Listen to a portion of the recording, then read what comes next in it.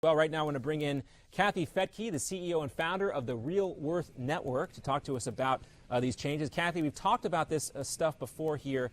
Talk to us about the latest updates and what we're seeing as folks start to adjust to the idea of Dodd-Frank here. Sure. Well, first of all, today's news with Case Schiller can be confusing to a lot of people because it's actually a little bit of old news. It's numbers from December, and here we are at the end of February.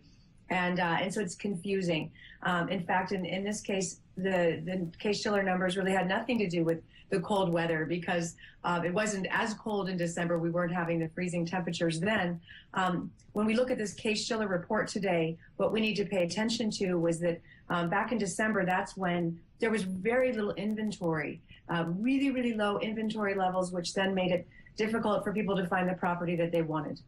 And so the inventory levels now, are they more normal, or is it looking better? Is it a buyer's market versus a seller's market? What's your take on the inventory?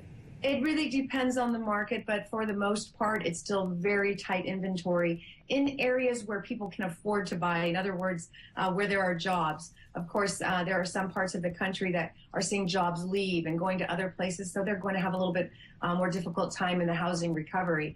But again, in certain areas like Dallas, it may be neighborhoods that are down to 2 months inventory, which is very low. 6-month inventory would be considered normal. And is there anything in particular, aside from that Case Schiller report, that prospective home buyers or prospective home sellers might see as troubling as it relates to the real estate market? Really, I saw it as more positive because numbers are up 13% from last year.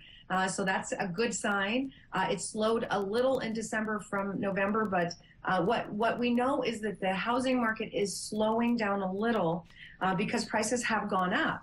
And now with stricter, and of course this won't affect the Case Schiller numbers because the Dodd-Frank rules just came out in January, and that will slow the market as well.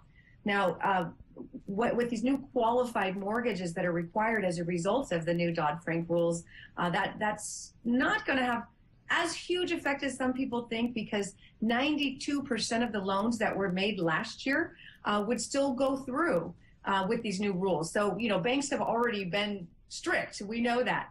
But that percentage of people that won't be able to get the loans might be around 400,000 people. Okay, so that's a significant number, but when you look at percentages, you know, it's not going to be where we're going to have this tsunami of folks who were applying for a mortgage in 2013, and now here we are in 2014. They haven't really closed on their house, and they're going to have a whole litany of changes they're going to need to make, right? No, really not. It won't have a huge impact. And in fact, there are people from all over the world coming in still to buy investment property. About 30% of sales still is going to investors. I mean, that's who we represent, people who are looking to buy property as an investment property and then rent it out to those who can't afford to go. And so there's still buyers out there. It just may not be the primary owner who is buying, but an investor may come in and rent it to that person who can't afford to buy it yet, but may be able to afford it in a few years once they've paid off debt, once they've gotten, you know, job stability, 2 years job history.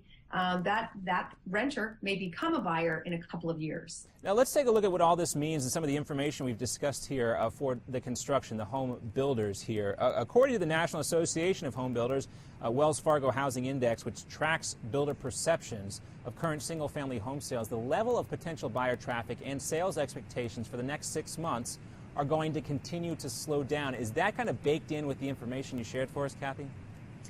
It just depends on the price point the builders are coming in at. So we know that home prices are still about 20% below, and this is on a national level, 20% below their peak.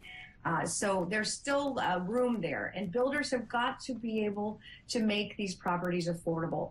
And it's tough when the house next door might be selling for 20% less. So as we see prices creep up slowly, it's going to get easier for builders to recoup what it costs to build a house. But again, this is the opportunity for the home buyer, is you can still buy property for less than the cost to build. So do it while you can. That's not going to last forever. And Kathy, what our viewers are seeing right now is a graphic we have on the screen here that kind of shows some of the trends across the country. And this also highlights something that you and I discuss all the time, how we don't have one broad housing market in this country. There are different trends in different parts of the country that we got to pay close attention to. But we're looking specifically, these are the U.S. Department of Commerce statistics, housing starts in the Midwest down 68%. Now, to someone like myself who is not as intimate with the housing markets as you are, that would seem alarming. Is there any cause for alarm there? I don't think so. That part of the country has been hit so hard this winter. It's been below zero temperatures and really tough for builders to get out there. So no, I really don't see a problem at all. It's not alarming to me. What's alarming is how very, very cold it's been. But as soon as that as that part of the country thaws out, I think we're going to see the opposite happen and a huge jump in the other direction. And we did see that kind of on the East Coast. They've been hit by weather hard too. What's different about the East Coast as opposed to the Midwest when it comes to weather and housing starts? I'm not sure. I wish I had the answer to that question. I'm going to have to pass on that one. No problem. I didn't mean to stump you there. I know there's a lot of indices. There's a lot of research out there. I know you read a lot to I didn't mean to kind of catch you there off your guard. But you know, Kathy, in particular, when it comes to the issue of inventory here, you know, the inventory is still low, you said, but do you see that increasing? And does this kind of set up a situation? And you also talked about home builders maybe needing to be a little bit more realistic about their prices right now. Does this kind of all point to a buyer's market? Again, it just depends. I would say less of the market is in a buyer's market at this point. There's just still inventory out there that might make more sense than new homes. But believe me, that inventory is going to sell. And that's going to sell probably this year, if not next year. All right, great stuff. Kathy Fettke, CEO and founder of the Real Wealth Network. So great to have you with us. Always interesting to get your take on the housing market. We'll have you back soon. All right, guys, we want to hear from you, of course. What do you think about the housing market? Are you planning on buying or selling? Is there anything in Dodd-Frank in particular that concerns you?